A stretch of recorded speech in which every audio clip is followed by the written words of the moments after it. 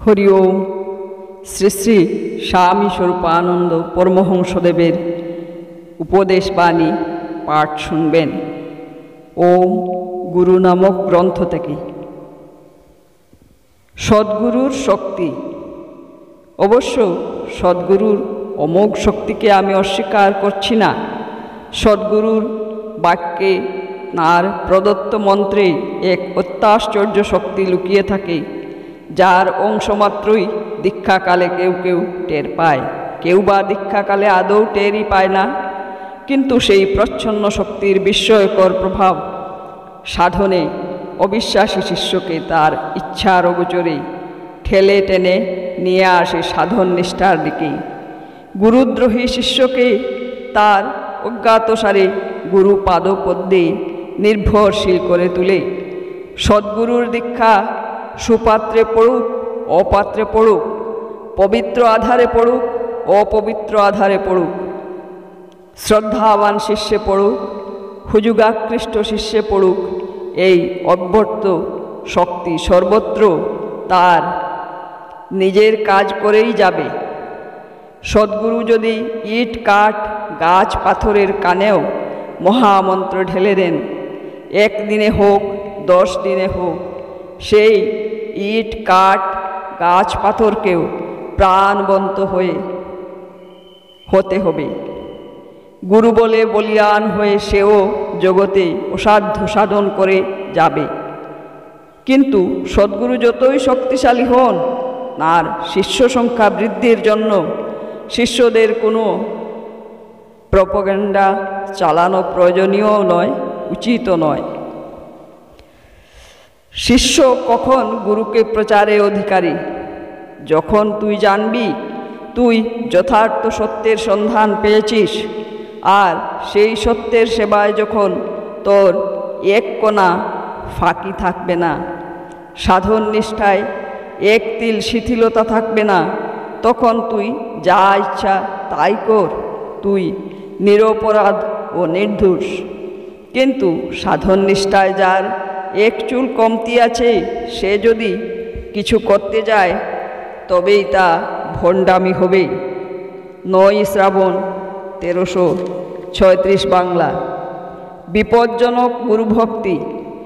গুরুভক্তি খুব ভালো জিনিস এবং প্রয়োজনীয় জিনিস। গুরুহীনের সাধন ভজনে জোর বাঁধে না, কিন্তু গুরুভক্তির একটা বিপজ্জনক রূপ আছে, যাতে গুরুর মঙ্গলও নেই শিষ্যেরও কুশল নেই। এক গুরু ছিলেন শ্মশানবাসী, লোকালয়ে বড় একটা আসতেন না, আহারীয় সংস্থানের জন্য কোনো চেষ্টা করতেন না। কখনো কখনো গ্রামবাসী কেউ এসে আহারীয় দিয়ে যেত, তাতেই তিনি প্রাণ ধারণা করতেন। কিন্তু গুরুদেবের কপাল মন্দ। এক ভয়ঙ্কর গুরুভক্ত শিষ্য হঠাৎ একদিন তাঁর জুটে গেল। শিষ্য বললেন, গুরুদেব, আমি ঈশ্বর দর্শন করতে চাই। গুরু খুশি হয়ে বললেন, বেশ কথা, প্রাণপণে সাধন করো, নিশ্চিত ঈশ্বর দর্শন হবে। শিষ্য বললে, আমি সংসার ত্যাগ করব। গুরু বললেন, তার প্রয়োজন নেই, সংসারে বসেই তাকে ডাকো, তাতেই তাঁর কৃপা হবে। শিষ্য বললে, না, আমি আপনার পাদপদ্মে মাথা গুজে এই শ্মশানেই পড়ে থাকব, সংসারে আর যাব না। গুরু বললেন, এখানে তোর নানা কষ্ট হবে, অসুবিধা হবে। শিষ্য বললেন, হোক, সব আমি সহ্য করব। গুরু বললেন, থাকবি কোথায়? এই ভাঙ্গা মঠের ভিতরে একজনের বেশি স্থান হয় না। শিষ্য বললে, আমি বাইরেই পড়ে থাকব। গুরু বললেন, এখানে আহারীও অপ্রচুর। শিষ্য বললে, আমি উপবাসী থাকব। গুরু বুঝলেন আর বাক্যব্যয় বৃথা। অগত্যা বললেন, আচ্ছা, তবে থাক। শিষ্য ভাবল, গুরুদেব তাকে পরীক্ষা করছিলেন এবং পরীক্ষায় সেই অনায়াসে জয়ী হল। ফলে শিষ্য মনে মনে একটা বিজয় গর্ব অনুভব করতে লাগল। এইদিকে শিষ্য তো এসে গুরুর আশ্রম সরগরম করে তুলল, কিন্তু গ্রামবাসীরা আগে সাধুকে যে পরিমাণ আহারীয় পৌঁছে দিত তা আর বাড়ল না। গুরু দেখলেন, নিজে পেট ভরে খেতে গেলেই শিষ্য মারা যায়, অতএব তিনি আর পেটা খেতে আরম্ভ করলেন। গুরুদেব দেখলেন শিষ্য বাইরে পড়ে থাকলে বর্ষায় আর শিশিরে তাকে সান্নিপাতিকে ধরবে। অতএব নিজের আশ্রমের ভিতরে স্থানটুকু সংকীর্ণ করে এনে বসে বসে ঘুমোবার অভ্যাস করলেন।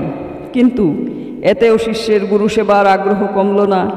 দিনের বেলায় নানা স্থানের লোক এসে উপদেশের জন্য বসে থাকে বলে শিষ্য গুরুদেবের সঙ্গে প্রাণ খুলে কথা কইতে পায় না।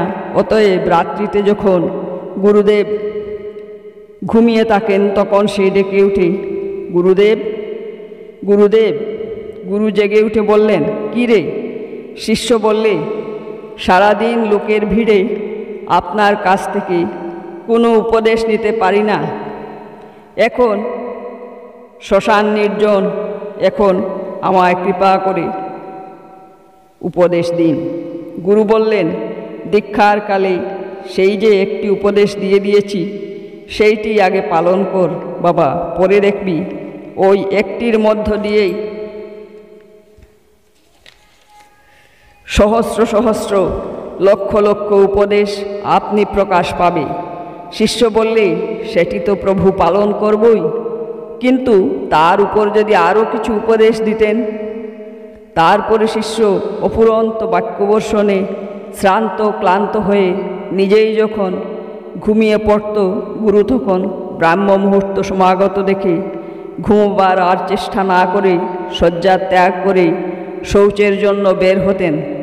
এইভাবে কিছুদিন চলবার পরে গুরুদেবের কষ্টপ্রদ পিত্তশূলের ব্যায়াম উপস্থিত হল। গুরু দেখলেন এই রুগ্নদেহ আশ্রয় করে জীবহিত সম্ভব নয়। তখন তিনি যোগ বলে দেহত্যাগ করবার সংকল্প করে নাভি পর্যন্ত গঙ্গা জলে নেবে শিষ্যকে ডেকে বললেন, তোর আর কিছু জানবার থাকে তো জেনে নে রে, এরপরে কিন্তু আর কিছু বলবার অবসর থাকবে না। শিষ্য ব্যস্ত সমস্ত হয়ে বললে, কেন কেন? গুরু বললেন, আমি দেহ ত্যাগ করব। শিষ্য চোখের জল ফেলতে ফেলতে বলল, সে কি গুরুদেব, আপনি না বলেছিলেন 100 বছর আপনি মর্তলোকে থাকবেন? গুরু বললেন, বলেছিলাম তো ঠিকই বাবা, কিন্তু তোমার মতো গুরুভক্ত শিষ্য পেলে 25 বছরেই 100 বছরের কাজ হয়ে যায়। 26শে শ্রাবণ 1336 বাংলা। হরি ওম।